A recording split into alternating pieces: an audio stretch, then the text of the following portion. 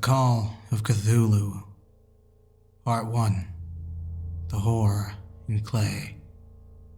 The most merciful thing in the world, I think, is the inability of the human mind to correlate all its contents.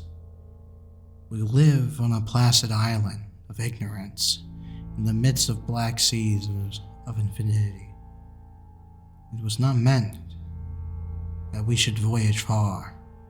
The sciences, each straining in its own direction, have hitherto harmed us a little. Someday the piecing disassociation knowledge will open such terrifying vistas of reality and of our frightful position therein that we shall either go mad from the revelation or flee from the light into the peace and safety of the new dark age. Theosophists have guessed at the awesome grandeur of the cosmic cycle wherein our world and the human race form transient incidents. They've hinted at strange survivals in terms which would freeze the blood if not masked by a bland optimism. It's not from them that there came the single glimpse of a forbidden eons, which chills me when I think of it, and maddens me when I dream of it. A glimpse, like all dread glimpses of truth, flashed out from an accidental piecing together of separated things, in this case, an old newspaper item, and the notes of a dead professor. I hope that no one else will accomplish this piecing out. Certainly, if I live, I shall never knowingly supply link and hideous a chain. I think the professor, too, intended to keep the silent regarding part he knew, that he would have destroyed his notes had not sudden death seized him. My knowledge of the thing began in the winter 1926 through 27, the death of my great uncle,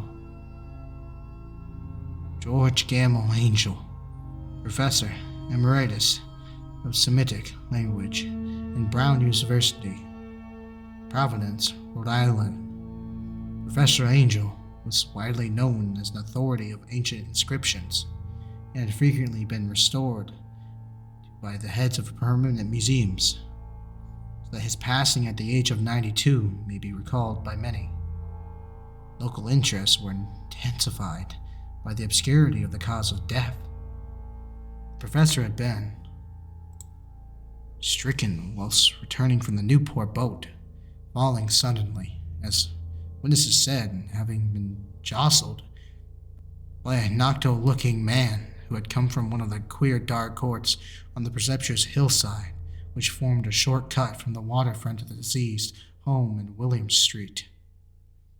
Physicians were unable to find any visible disorders, but concluded after perplexed debate that some obscure lesions of the heart, induced by the brisk ascent of a steep hill by an elderly man, was responsible for the end. At the time, I saw no reason to dissent from this dictum. But latterly, I'm inclined to wonder, and more than wonder.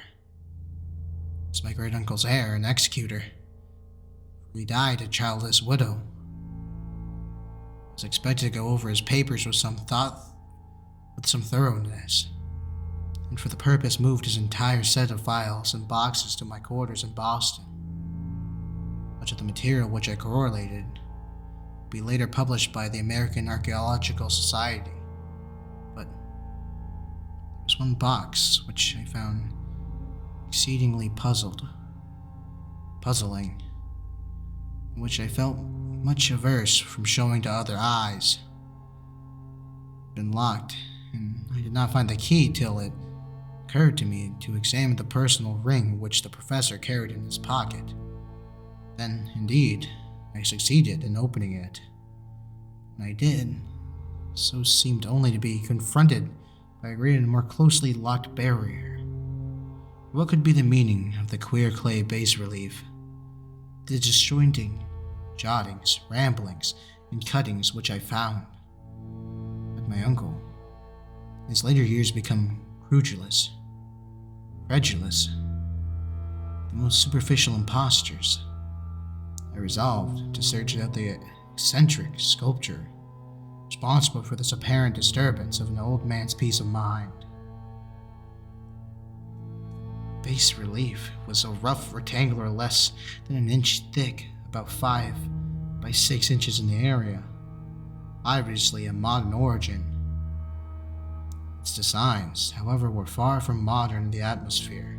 The suggestion, although vagaries of cubism and futurism are many and wild, they do not often reproduce what cryptic regularity which lurks in the prehistoric writing. And writing of some kind, the bulk of these designs seems certainly to be. My memory, despite much the papers and collections of my uncle, failed in a way to identify this peculiar species, or even hint at its remote affiliation.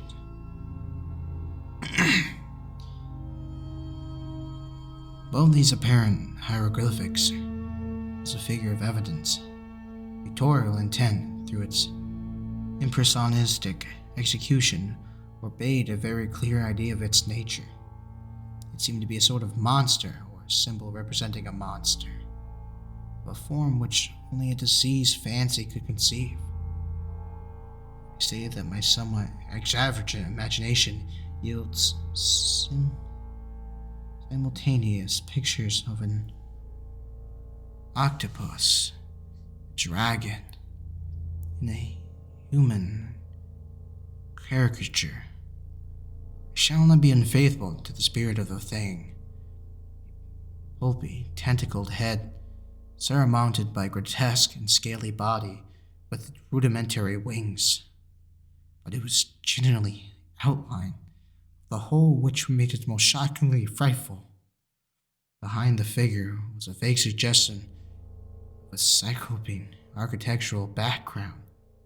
The writing accompanying this oddity was, aside from the stack of press cuttings in the Professor Angel's most recent hand, it made no pretense to literacy style. What seemed to be the main document was headed Cthulhu Cult. Characters painstakingly printed to avoid the ignored erroneous reading, a word so unheard of. This manuscript was divided into 2 sections, the first of which was headed 1925, Dream and Dream, work of H.A. Wilcox, 7 Thomas Street, Providence, R.I.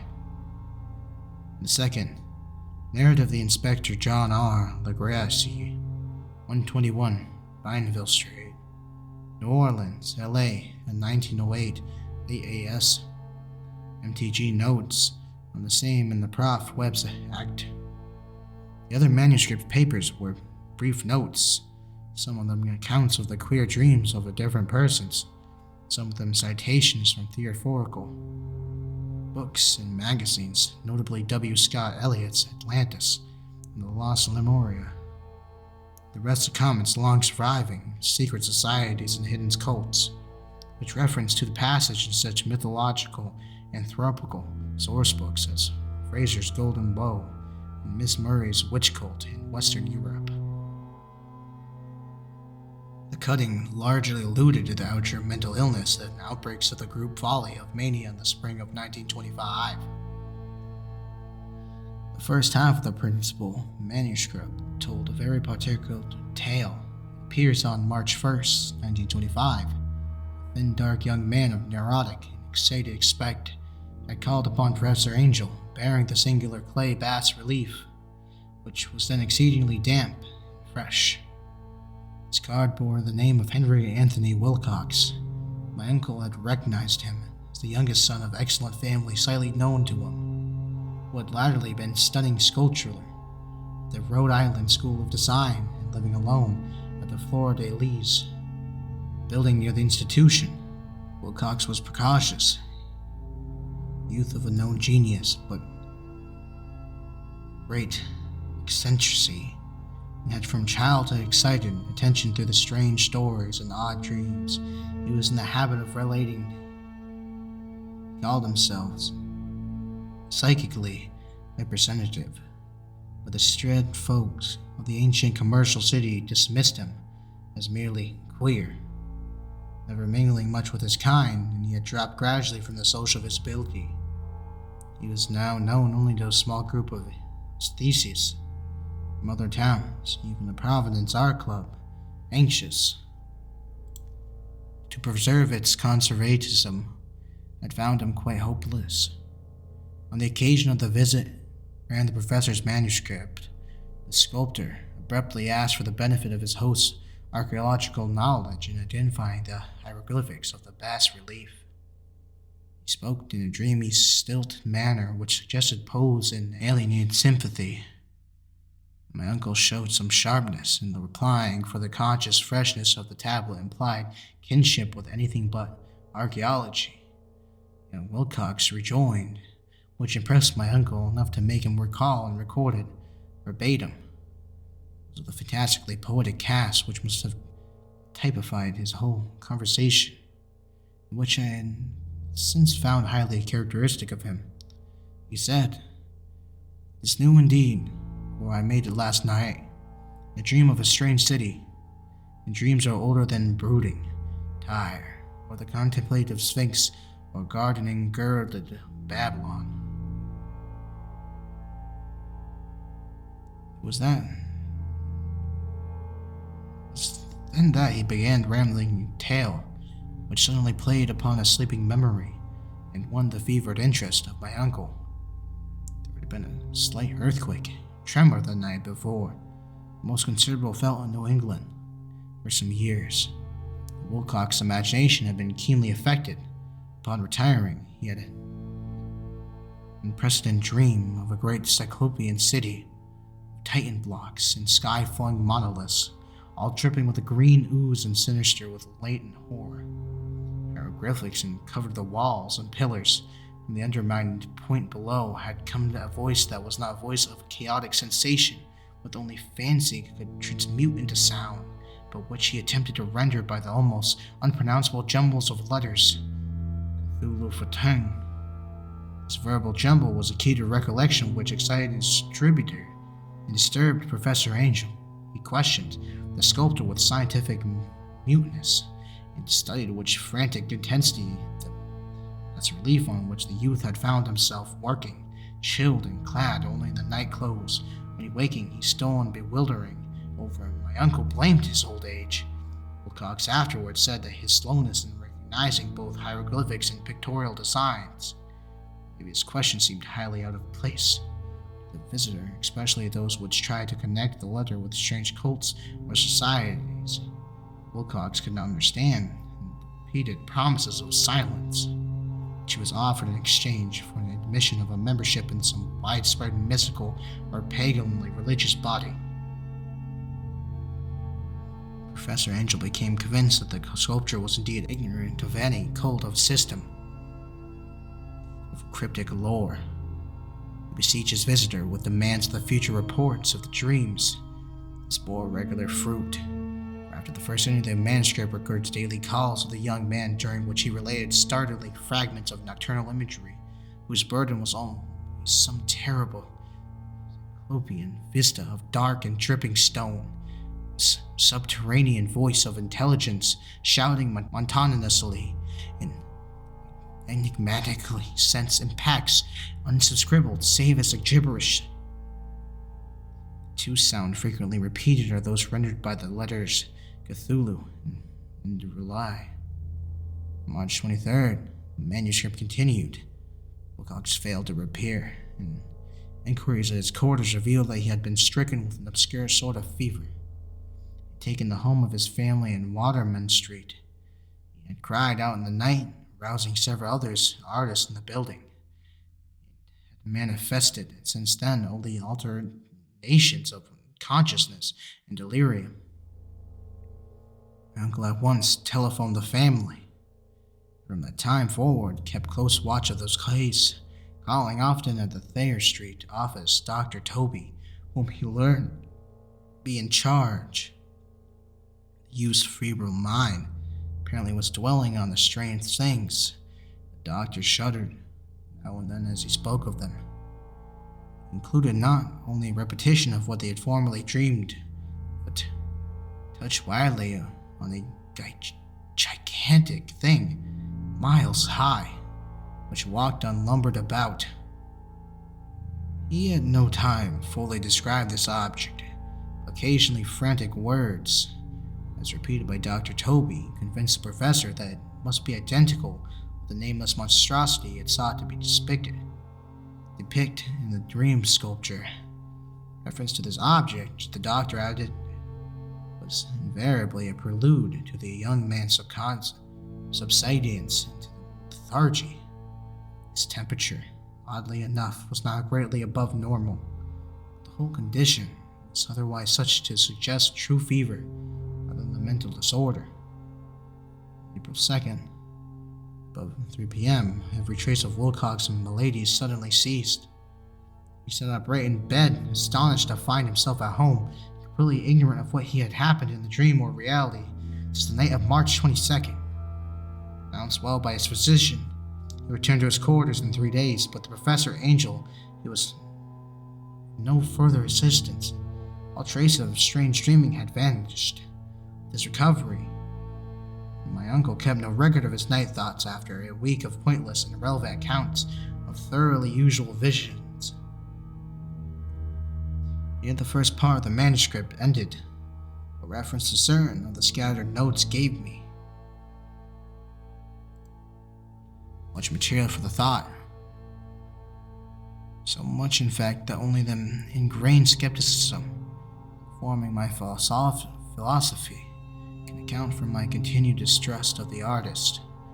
The notes in question were those descriptive of the dreams of various persons, covering the same period as that in which young Wilcox had his strange visitations. My uncle, it seems, quickly instituted prodigiously far-flung from body of inquirers amongst nearly all the friends whom he could question without impertinence, asking for nightly reports of the dreams and the dates of notably visions from some time past. The reception of his requests seems to have varied, but he must, at the very least, have received more responses than any ordinary man could have handled without a secretary. His original correspondence was not preserved, but his notes formed a thought and rarely significant digest. Average people in society and business, no English tradition of salt on the earth, gave an almost completely negative result. Those scattered cases of uneasy but formless nocturnal impressions appear here and there, always between March 23rd and April 2nd, the period of the young Wilcox delirium. Scientific men were a little more affected. 4 cases of vague description suggest fugitive glimpses of strange landscapes. In one case, there was mentioned a dread of something abnormal.